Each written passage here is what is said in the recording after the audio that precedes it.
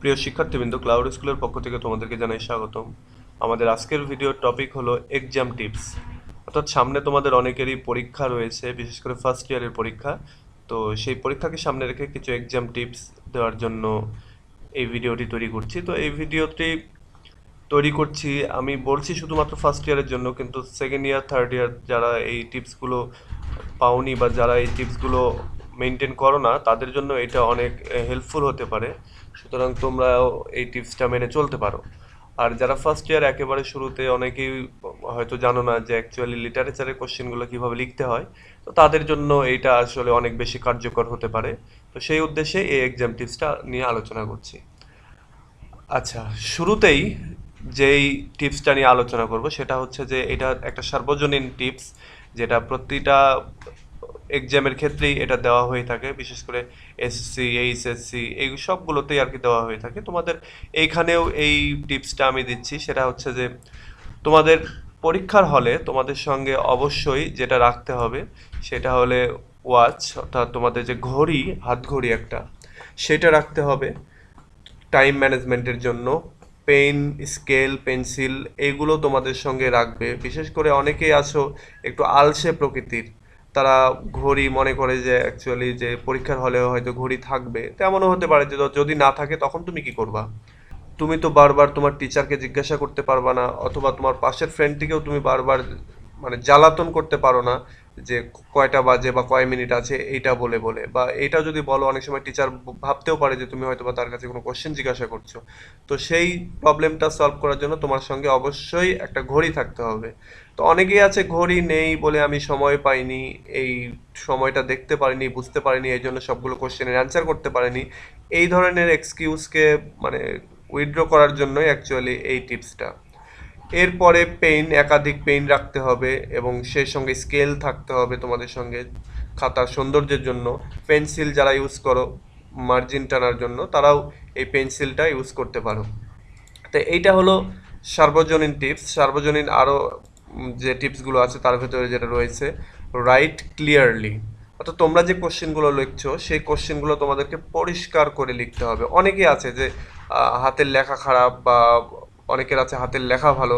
তো লেখা খারাপ ভালো এইটা অতটা ডিপেন্ড করে না, যদি তোমার লেখাটা পরিষ্কার হয়। অর্থাৎ তুমি যে লেখাটা লিখছো এইটা যেই টিচার তোমার খাতাটা দেখবে, সেই যদি তোমার এই লেখাটা বুঝতেই না পারে, তাহলে তোমাকে কিসের উপরে মার্কস দেবে? তো এই জন্য তুমি তোমার হাতের লেখা খারাপ হতে পারে, এটা কোনো প্রবলেম না, কিন্তু তোমার লেখাটা হতে হবে পরিষ্কার, একটু বড় বড়, একটু গোছালো লেখাগুলো হতে হবে।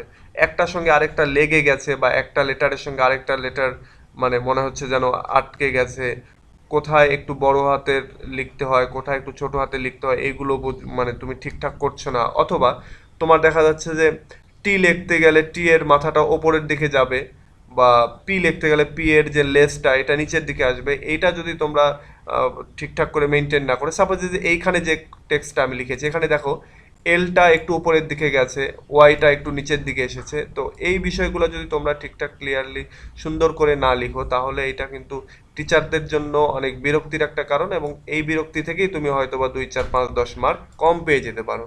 তো এই জন্য ভালো মার্কস ক্যারি করার জন্য অবশ্যই ক্লিয়ারলি লিখতে হবে।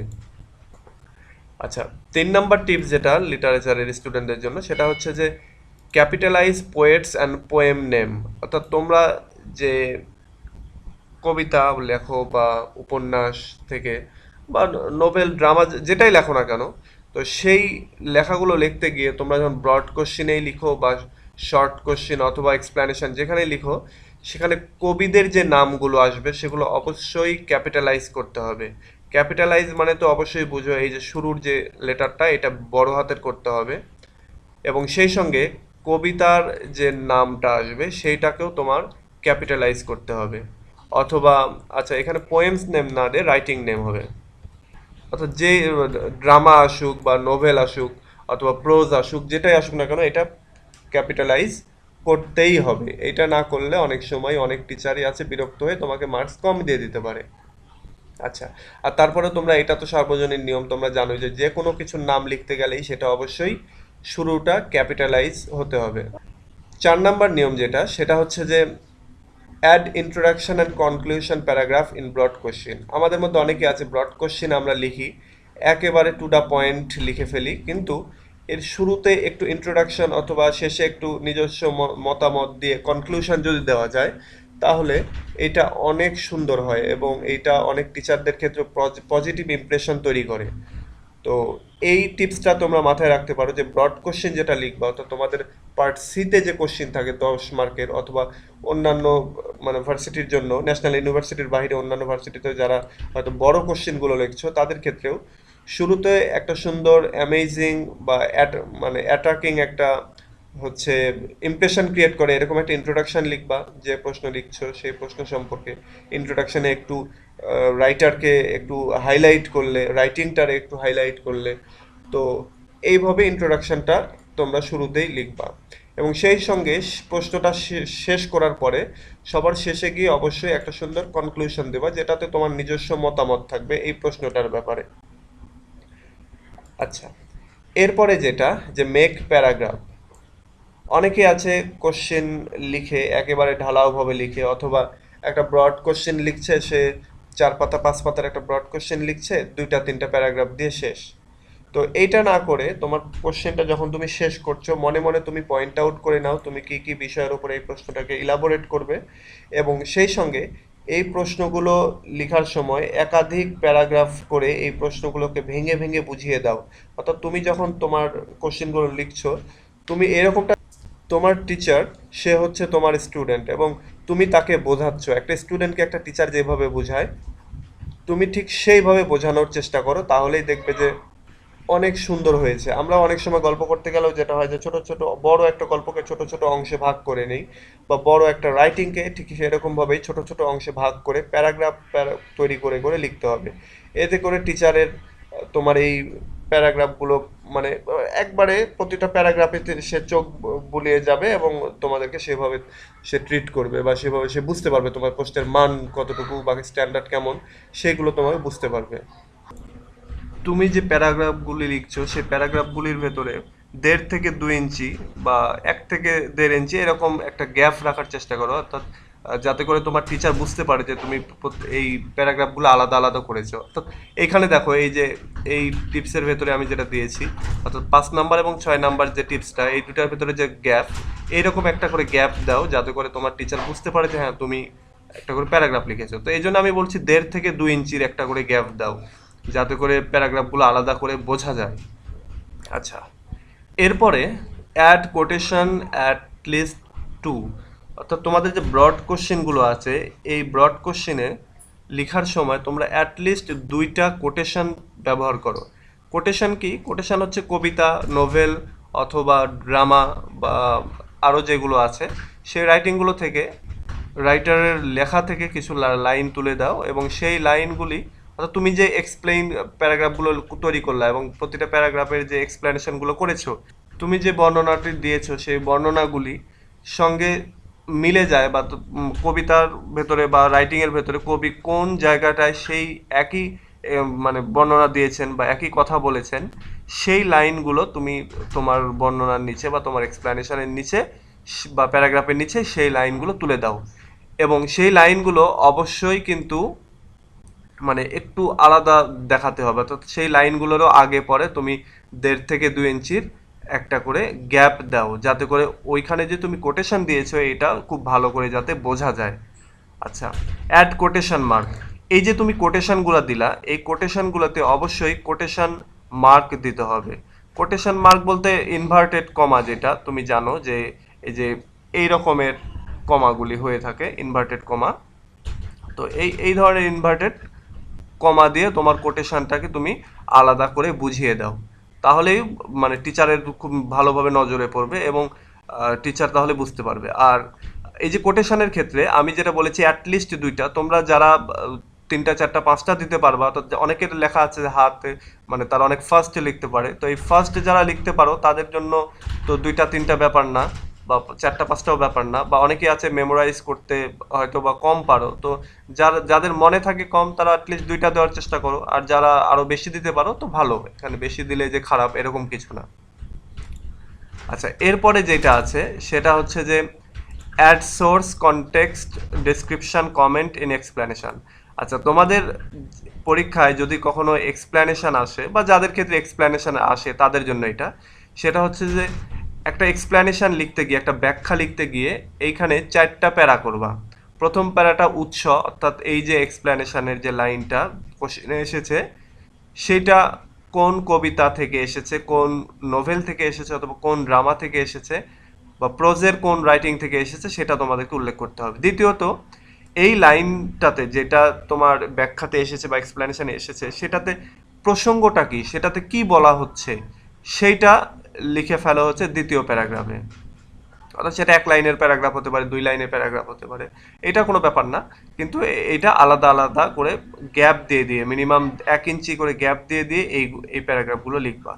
এরপর ডেসক্রিপশনটা একটু বড় হবে স্বভাবতই, এবং ডেসক্রিপশনটা মানে ডেসক্রিপশনে এই পুরো লাইনটাকে বুঝিয়ে দাও তুমি। এবং এরপরে যেটা করবা যে তোমার নিজস্ব একটা কমেন্ট, এই যে এক্সপ্লেনেশন করলা বা এই যে যে এক্সপ্লেনেশনে যে লাইনটা এসেছে সেটা সম্পর্কে তোমার একটা কমেন্ট তুমি দিয়ে দাও যে এইখানে আসলে কবি এইটা বলছেন এবং এইটা অবশ্যই যুক্তিযুক্ত, এই ধরনের একটা পজিটিভ কমেন্ট তুমি এখানে দিয়ে দেবা। এবং এইভাবে তুমি 4টা মানে এক্সপ্লেনেশন লেখার ক্ষেত্রে 4টা প্যারাগ্রাফ তৈরি করবা। সেটা হতে পারে ছোট প্যারাগ্রাফ বা মানে 1 লাইন 2 লাইনের প্যারাগ্রাফ হতে পারে। এবং এই যে এটা যদি 5 মার্কের হয়ে থাকে, এক্সপ্লেনেশন লেখার ক্ষেত্রে এটা যদি 5 মার্কের হয়ে থাকে, তাহলে এটা অবশ্যই তোমরা 1.5 পৃষ্ঠা থেকে 2 পৃষ্ঠা ভেতরে শেষ করবা। এর চেয়ে ছোট করলে আসলে মার্কস ওরকমভাবে আসবে না, বা টিচারদের পজিটিভ যে ইমপ্রেশন সেটা ক্রিয়েট করা খুব মুশকিল। সুতরাং 1 থেকে 1.5 থেকে 2 পৃষ্ঠা লেখার চেষ্টা করো। আচ্ছা, 9 নম্বর টিপস যেটা, don't make short question long or vice versa. অর্থাৎ শর্ট কোশ্চেন যেগুলো আছে তোমাদের পার্ট এতে, যেটা 1 মার্কের কোশ্চেন, সেগুলো অহেতুক 3-4 মার্ক 3-4 লাইন করার দরকার নেই। যেটা 1 মার্কের কোশ্চেন 1 লাইনে যদি তুমি অ্যান্সার দিতে পারো তাহলে 1 লাইনের অ্যান্সার দিয়ে দাও, অথবা 2 লাইনে অ্যান্সার দিয়ে দাও, অহেতুক বড় করার দরকার নাই। আবার উল্টোটাও, সেটা হচ্ছে যে যদি মানে তোমাদের পার্ট বিতে যেটা 5 মার্কের কোশ্চেন আছে সেইখানে তোমরা 5 মার্কের কোশ্চেনকে অবশ্যই তোমরা টেনে 1 মার্কের সমান, অর্থাৎ 1 লাইন 2 লাইনে অ্যান্সার দিলে হবে না। তো সেক্ষেত্রে তোমাদের কাছে যেটা সাজেশন সেটা হচ্ছে যে 1 মার্কের কোশ্চেন যেগুলো সেগুলো 1 থেকে 2 লাইনে শেষ করার চেষ্টা করো, এবং 5 মার্কের যেগুলো সেগুলো অবশ্যই 1 পৃষ্ঠা করে লেখার চেষ্টা করবে। অর্থাৎ মার্কস দেখেও তোমাকে কোশ্চেনের সাইজ মানে তোমার অ্যান্সারের সাইজটা ঠিক করতে হবে যে এটা তুমি কত বড় লিখবা। তো 1 মার্কের জন্য যেগুলো সেগুলো 1 থেকে 2 লাইন বা 3 লাইন, আর 5 মার্কের জন্য সেগুলো 1 পৃষ্ঠা। আচ্ছা, সর্বশেষ যেটা সেটা হচ্ছে টাইম ম্যানেজমেন্ট। টাইম ম্যানেজমেন্টের ব্যাপারটা যদি তোমার মাথায় না থাকে তাহলে কিন্তু তুমি এই সবগুলো কোশ্চেনের অ্যান্সার ঠিকঠাক লিখতে পারবে না। হয়তো বা দেখা যাচ্ছে সবগুলোই তোমার কমন পড়েছে, কিন্তু লাস্টে গিয়ে 15-20 মার্কের কোশ্চেন তুমি লিখতে পারলে না, তো সেক্ষেত্রে তোমার কিন্তু লস। তো এই ক্ষেত্রে টাইম ম্যানেজমেন্ট একটা বিশাল ফ্যাক্টর, এবং টাইমটাকে আগেই তোমার ভাগ করে নিতে হবে। তো আমি আমার মতো করে একটা টাইম ভাগ করে দেখিয়ে দিচ্ছি তোমাদেরকে। তোমরা যদি এইটা মেনটেন মানে যাদের টাইম ম্যানেজমেন্টের সমস্যা আছে তারা এটা মেনটেন করতে পারো। আর তোমরা নিজেরাও এটা থেকে কম বেশি করে তোমাদের নিজেদের একটা টাইম ঠিক করে নিতে পারো। যেমন আমি এইখানে যেটা দিয়েছি ন্যাশনাল ইউনিভার্সিটির যে কোশ্চেন, সেই কোশ্চেন থেকে একটা টাইম ম্যানেজমেন্ট করার চেষ্টা করছি। সেটা হচ্ছে যে তোমাদের কোশ্চেনের যে পার্ট এ অংশ, সে পার্ট এ অংশতে 10 মার্ক মানে 10টা কোশ্চেন থাকে, এবং এই 10টা কোশ্চেনের প্রতিটা কোশ্চেনের মার্কস কিন্তু মানে 1 মার্ক করে, এবং এখানে 10টা কোশ্চেন লিখতে হয়। তো এই প্রতিটা কোশ্চেনের জন্য তুমি 5 মিনিট করে বরাদ্দ দিয়ে এইটা তোমাকে 50 মিনিটের মধ্যে শেষ করতে হবে। এটা যদি 50 মিনিটের মধ্যে শেষ করতে পারো তাহলে অন্যান্য অর্থাৎ পার্ট বি এবং পার্ট সি লিখতে গিয়ে তোমার আর সময়ের সমস্যা হবে না। এবং এইখানে কিন্তু অনেক কোশ্চেন তোমরা পাবে যেগুলো 1 মিনিটে অ্যান্সার করে দেওয়া সম্ভব। তো সেটা তোমরা সেভাবে অ্যান্সার করবে যাতে করে ওই সময়টা পরবর্তীতে পার্ট বি এবং পার্ট সিতে তোমরা কাজে লাগাতে পারো। তো সুতরাং আমি আবার বলছি, পার্ট এটা কখনোই কিন্তু 5 মিনিটের বেশি করে সময় নেওয়া যাবে না। এরপরে পার্ট বিতে তোমাদের এখানে 5টা কোশ্চেন থাকে। সে 5টা কোশ্চেনে তোমাদের 4 মার্ক করে থাকে বা 20 মার্ক। তো এইখানে তোমরা কিন্তু 5 মিনিটের বেশি সময় নিতে পারবে না। তো আচ্ছা, 5 মিনিট না, এখানে তোমরা 10 মিনিট করে সময় নেবা, 10 মিনিট করে 5 × 10 = 50। এবং এখানেও 50 মিনিট। তো এই এই 10 মিনিট করে সময় নিয়ে তোমরা এই প্রশ্নগুলি চেষ্টা করবে যে যাতে করে 1 পেজ করে মিনিমাম লিখতে পারো। তো যারা একটু ফাস্টে লিখো তারা যদি আর একটু বেশিও লিখতে পারো তাও সমস্যা নাই, কিন্তু মিনিমাম 1 পেজ করে লিখবে, কারণ এখানে তোমার 4 মার্ক করে 5টা কোশ্চেন লিখতে হবে এবং এইটা তোমরা 10 মিনিট করে টোটাল 50 মিনিটের মধ্যে শেষ করবা। তো এই গেল 50 50 100 মিনিট, আরও প্রায় 140 মিনিট থাকে। তো পার্ট সিতে যেটা করবে, পার্ট এ এবং পার্ট বিতে যদি তুমি কিছুটা সময় বাঁচাতে পারো তাহলে পার্ট সিতে সেই সময়টা অ্যাড করে ফেলবে। আর এমনিতে জেনারেলাইজ আমি যেটা করছি সেটা হচ্ছে পার্ট সিতে তোমরা যে 5টা কোশ্চেন লিখবা সেটা অবশ্যই প্রতিটা 25 মিনিট করে সময় ধরে নিবা এবং 4-5 পেজ করে লেখার চেষ্টা করবে, এবং এখানে অবশ্যই কোটেশন থাকবে, আরও অনেক কিছু থাকবে। তো এই 25টা এই 5টা কোশ্চেন 25 মিনিট করে তোমরা টোটাল 125 মিনিট সময় পাবা। এই 125 মিনিটে এটা লেখার চেষ্টা করবা। এবং যদি পার্ট বি এবং পার্ট সি কমপ্লিট করে এসে কিছুটা কোশ্চেনের কিছুটা টাইম তোমরা পাও তাহলে সেক্ষেত্রে অবশ্যই এই পার্ট সিতে সেটা কাজে লাগাবে। এবং এইভাবে যদি 50 50 100 মিনিট এরপরে 125 মিনিট এভাবে যদি তোমরা শেষ করো তাহলে তোমরা সব শেষে গিয়ে কিন্তু এই 15 মিনিট সময় পাবে। যেই 15 মিনিট অবশ্যই কিন্তু তোমাদেরকে রাখতেই হবে হাতে, এটা রিভিশনের জন্য, এবং এটা কিন্তু অনেক গুরুত্বপূর্ণ বিশেষ করে লিটারেচার স্টুডেন্টদের জন্য। কিভাবে গুরুত্বপূর্ণ আমি বলি, যে এই রিভিশন দেওয়ার সময় আমরা কিন্তু অনেকেই আছি যে এসএসসি ইন্টার পড়ে গিয়েও আসলে বুঝি না যে রিভিশন দেবো, বা ওই সময়টা আমরা লিখেই চলি। তো এইটা না করে আমাদেরকে এই 15টা মিনিট কাজে লাগাইতে হবে। কি করে সেটা হচ্ছে তোমাদের যে খাতায় রোল নাম্বার, রেজিস্ট্রেশন নাম্বার, যে বা সাবজেক্ট কোড যেগুলি আছে সেগুলো একটু চেক করতে হবে যে এগুলো ঠিকঠাক লিখেছো কিনা। সেই সঙ্গে খাতার ভেতরে সেটা হচ্ছে যে তুমি প্রশ্নের নাম্বারগুলো ঠিকঠাক দিয়েছো কিনা, তুমি প্রশ্নগুলো যে রাইটার এবং রাইটিং এর যে নাম সেগুলো ক্যাপিটালাইজ করেছো কিনা, কোনো কোশ্চেন স্কিপ করে গেলে কিনা, কোনো কোশ্চেন বাদ গেল কিনা কোনো কোশ্চেনের অ্যান্সার দিতে, এইটা তোমরা একটু খেয়াল করবা। অনেক সময় যেটা হয় যে 1 মার্কের কোশ্চেন হয়তো 10টার জায়গায় 9টা লিখে বসে আছো, হয়তো 8টা লিখে বসে আছো, বুঝতেই পারোনি। তো এই জিনিসগুলো যদি তুমি একটু চেক করো তাহলে এটা কিন্তু ঠিক হয়ে যাবে। এরপরে কোটেশন মার্কস দিয়েছো কিনা, যেই কোটেশনগুলো তুমি অ্যাড করলে সেখানে কোটেশন মার্কস আছে কিনা, তারপরে কোনো কবি বা কবির নাম, বা এখানে কবি ঠিক না, অ্যাকচুয়ালি রাইটিং এর নামের কোনো গরমিল হলো কিনা, এটাতে কোনো ভুলভাল হলো কিনা, এটাও কিন্তু তোমাদেরকে এখান থেকেই চেক করতে হবে, অর্থাৎ এই 15 মিনিটে। সুতরাং এই 15 মিনিট কিন্তু অনেক গুরুত্বপূর্ণ, এবং এই 15 মিনিটের একটু কাজ তোমাদের কিন্তু অনেক নাম্বার সেভ করতে পারে, তোমরা অনেক ভুলভ্রান্তি থেকে এই নাম্বারগুলো পেতে পারো।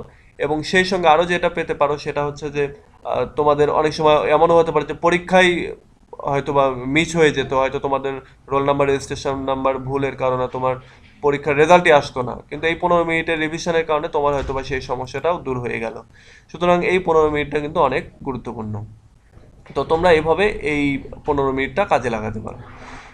তো এই হলো 10টা টিপস আমি যেটা বলেছিলাম শুরুতেই, সেই 10টা টিপস নিয়ে আলোচনা করলাম। এই 10টা টিপস আশা করি তোমাদের অনেকেরই অনেক কাজে লাগবে, বিশেষ করে এক্সাম টিপস, সামনে এক্সাম।